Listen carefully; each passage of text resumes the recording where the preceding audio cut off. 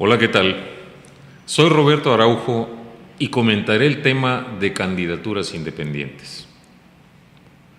Lo primero que hay que tener en cuenta en el tema de las candidaturas independientes es que representan un problema desde el punto de vista de la representación de los partidos políticos, así como para la construcción de un sistema democrático.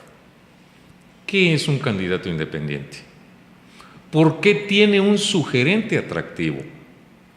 ¿Por qué surge un candidato independiente? ¿Qué implica su surgimiento en un sistema político? Lo primero que hay que entender es que un candidato independiente es otra forma de hacer política. Rechaza las formas tradicionales de hacer política. Es un candidato anti-establishment, es decir, busca romper las reglas del sistema aunque juegue dentro de ellas.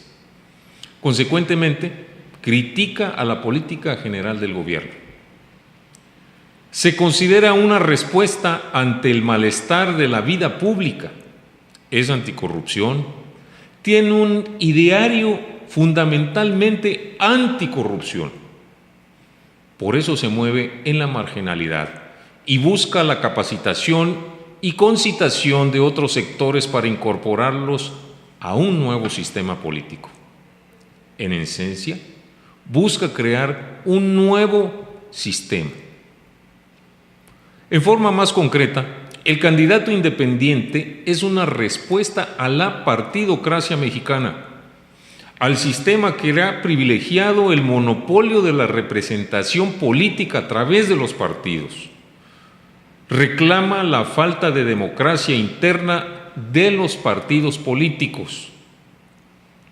Muchos de los candidatos independientes proceden de disidencias o escisiones de partidos políticos en los cuales no han encontrado una oportunidad para expresarse. Su desconfianza está fundada en su fracaso o en la falta de interés de las élites partidarias para incorporarlos a los procesos políticos, sea como candidatos o sea como funcionarios de la propia organización partidaria. Romper la partidocracia, por consiguiente, es un elemento fundamental a considerar en el desarrollo de una idea dirigida a cambiar las condiciones de competencia, equidad y presencia de la ciudadanía en los procesos electorales. Los candidatos independientes no juegan el mismo rol según se trate de una sociedad abierta, democrática, o de una sociedad cerrada, autoritaria. Hay diversas tipologías de candidato independiente. En los sistemas abiertos, los líderes buscan su fundamento en un movimiento social. En los autoritarios, por el contrario, los movimientos sociales generalmente van en busca de un líder, de un candidato independiente. Es decir, hay una gran dispersión ciudadana que busca expresarse y canalizarse a través de un candidato. En los sistemas de proceso de apertura, como puede calificarse al nuestro, el candidato independiente es por lo general una figura pública reconocida, a partir del cual las organizaciones políticas y los ciudadanos empiezan a incorporarse a su alrededor, como el caso de Cuauhtémoc Cárdenas. ¿Cuáles son las ventajas y las desventajas que se atribuyen a los candidatos independientes?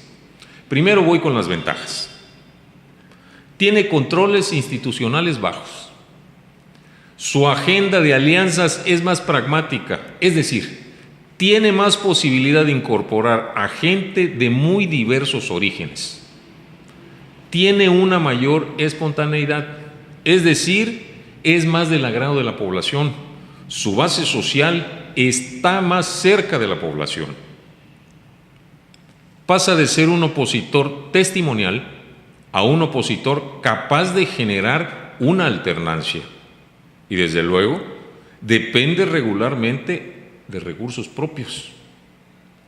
A menos que sea un disidente, el candidato independiente generalmente es una figura pública con recursos propios, pero no un político profesional, lo cual le genera la confianza del electorado. Por eso tenemos deportistas, presentadores y otros candidatos propuestos por los partidos que comparten el escenario político con estos disidentes. Las desventajas. Primero, tienen una menor visibilidad.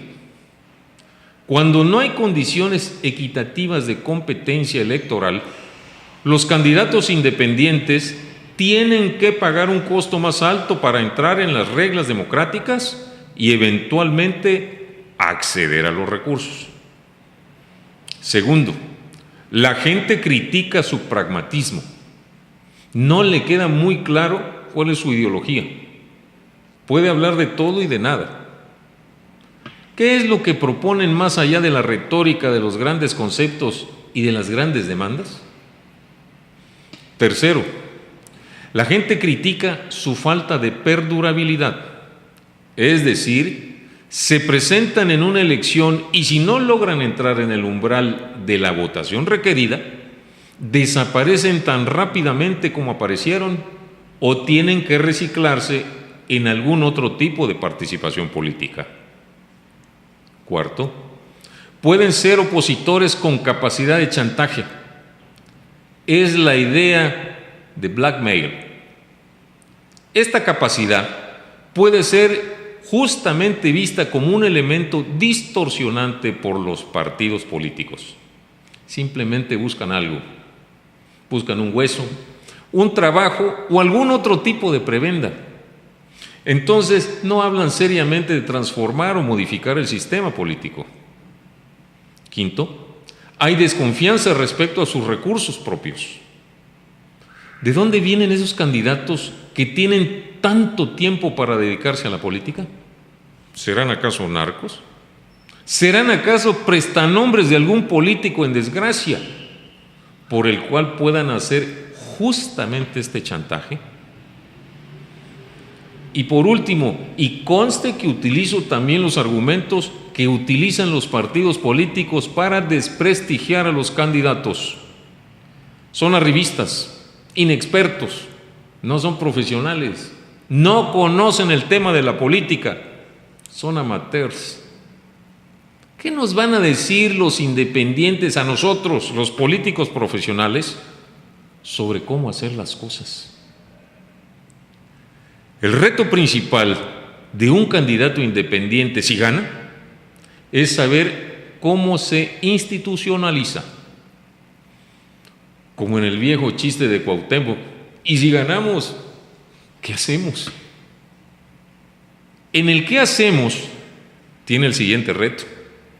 O bien adoptar las mismas formas institucionales que critica, o bien iniciar todo un proceso de cambio y ruptura, de introducción de nuevas reglas de competencia, de visión, de proyecto de gobierno, etc. Pero también hay otra cosa importante. Los candidatos independientes, por más que se presenten como sociedad civil, han enfocado una falsa línea de debate en relación con los partidos políticos, porque estos también son formas de representación ciudadana. Una cosa es que estos hayan sido la forma privilegiada para encauzar la partición política y otra, que hayan dejado formar parte de la sociedad. También son ciudadanos los miembros de los partidos políticos. Por eso me parece, en lo personal, que hay un falso debate en México de atribuir todas las desgracias nacionales a los partidos políticos, cuando en realidad han sido la única opción, incluso para los opositores individuales, de acceder a mecanismos de rechazo o de denuncia o de modificación de las políticas estatales. Lo que debe criticarse no es la figura de los partidos políticos, o sea, la estructura de las organizaciones partidistas en cuanto mecanismo de representación, sino la forma en que los partidos políticos han ejercido sus prerrogativas en México. Antes, el sistema electoral estaba diseñado para proteger al partido en el gobierno, porque siempre hubo competencia formal, aunque no equitativa en los hechos. Sin embargo, a medida que se dio la alternancia o la posibilidad de que nuevos grupos tomaran posiciones públicas, estos partidos también se incorporaron al proteccionismo electoral. Hoy, estos partidos no permiten que otros movimientos que amenazan sus prerrogativas o sus posiciones de poder vengan y les quiten el pastel al que les ha costado muchos años acceder. Luego entonces, ¿no podemos completar el ciclo histórico? ¿Un ciudadano? ¿Un voto? ¿Votar y ser votado? Esta es, pues, una de las preguntas fundamentales. Si un candidato independiente gana, ¿qué pasa después? ¿Hacia dónde tiene que dirigir sus pasos y en qué va a fundamentarlos? La idea de ruptura del proteccionismo electoral que prevalece en favor del sistema de partidos, tanto para el partido oficial como para los partidos de oposición registrados, nos hace ver la importancia del candidato independiente como persona y suscita la reflexión de esta figura política no en función de tener mayores alternativas o mayores opciones electorales, sino de generar en todo caso un mecanismo que permita el acceso responsable de dichos candidatos independientes en la vida electoral. Basado en dos encuestas, una hecha oficialmente por el IFE que se llama La Reforma Electoral y su contexto sociocultural, y otra hecha por un equipo de investigadores de la UNAM que se llama Los Mexicanos de los 90, en las que se consultó a 3.500 personas a nivel nacional. Voy a tomar algunas cifras que muestran la valoración de la cultura política de los mexicanos en este debate entre partidos políticos y ciudadanos. Pregunta: ¿cuál de las siguientes razones es la principal para ir a votar? ¿Es un derecho? 46%. ¿Una obligación? 24%. ¿Una forma de expresar descontento? 5%. ¿Una forma de apoyar a un partido político? 20%. ¿No sabe o no contestó? 4%. Pregunta: ¿qué es más importante al decidir cómo votar? El candidato, 53%. El partido, 28%. Ambos, 12%. Ninguno, 3%. No sabe o no contestó, 4%. Aquí se revela el alto nivel de la personalización de la política en México. Pregunta: ¿cómo puedo contribuir mejor un ciudadano a la solución de los problemas de México? Dentro de un partido, 70.9%. Fuera de él, 18.7%. Depende, 4.7%. No sabe o no contestó, 5.7%. Pregunta: para resolver los problemas de las comunidades, ¿qué tanto sirve que la gente forme organizaciones independientes de los partidos? ¿Mucho? 64.4%. ¿Poco? 22.2%. Nada, 10.5%. No sabe o no contestó, 2.9%. Gracias a lo expuesto, se puede concluir que es un falso supuesto el que la gente no aprecia a los partidos. Lo que no aprecia es la forma en que trabajan los partidos. En todo caso, se ha arrebatado a las direcciones ejecutivas de los partidos la prerrogativa para señalar el orden o preferencia de los candidatos. En otras palabras, ya no es tan fácil para una dirección nacional imponer candidatos. Y ahora tienen que considerar las candidaturas externas, las candidaturas de alianza con agrupaciones políticas para reforzar su base electoral. Todo esto se ha dado, entre otras cosas, gracias al esfuerzo de los candidatos independientes. Soy Roberto Araujo y agradezco su atención.